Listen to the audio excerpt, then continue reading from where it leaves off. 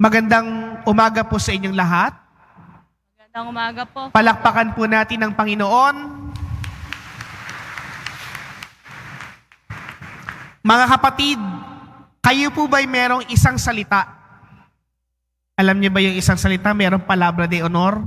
Kapag ka ikaw ay nagsalita, nangako, nagagawin, ito ba iyong tutuparin? O ang pangakong sinabi mo ay ipapako mo lamang at hindi na matupad? Mga kapatid, si Jesus sa mabuting balitang napakinggan po natin ay tinatawagan tayo na sumunod sa Kanya.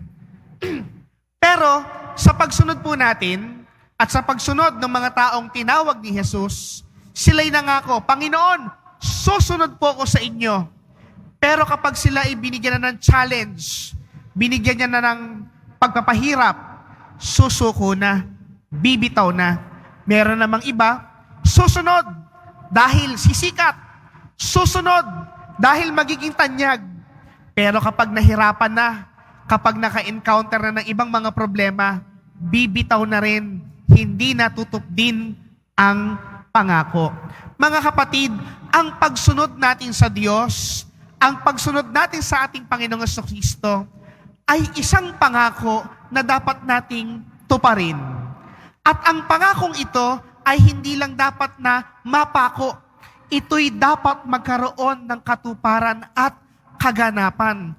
Para pong pagpunta po nyo dito sa Quiapo, hindi ba marami sa atin dito, nangangako tayo sa Diyos, Panginoon, magbabago na po ako. Panginoon, pakinggan nyo po ang dasal ko. At kapag ka po napakinggan nyo po ang dasal ko, ako po'y magpapakabait na. Magiging mabuting tao na po ako. Pero tanungin po natin ang ating sarili. Hiling tayo ng hiling sa Diyos at tinutupad ng Diyos. Pero tayo bang nangangako sa Diyos? Tinutupad ba natin ang pangako natin sa Kanya? Kasi po mga kapatid, baka mamaya ginagawa po nating videoke machine ng Diyos or slot machine. O kaya naman vendo machine, na kapag nilagyan mo ng barya, makukuha mo kaagad ang gusto mo. Hindi po ganun ang Diyos. Ang Diyos ay Diyos. Ang Diyos ay dapat meron kang ugnayan. Ang Diyos dapat kang maging totoo. Ang Diyos dapat hindi lang pinapangakuan. Dapat ito'y magkaroon ng kaganapan. Tulad po ng santong ipinagdiriwang po natin sa araw na ito, si San Francisco de Assis. Alam niyo po, ito pong santo pong ito, dati po siyang iba ang isip. Ano pong isip niya?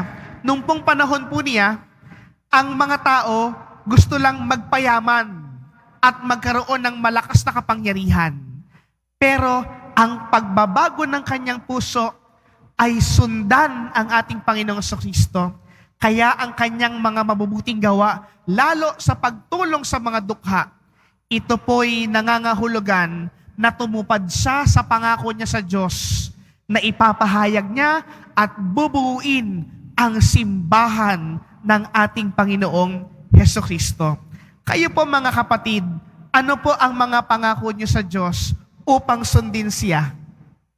Ano po ang mga pangako ninyo sa inyong mga kaibigan para maging mabuti ka?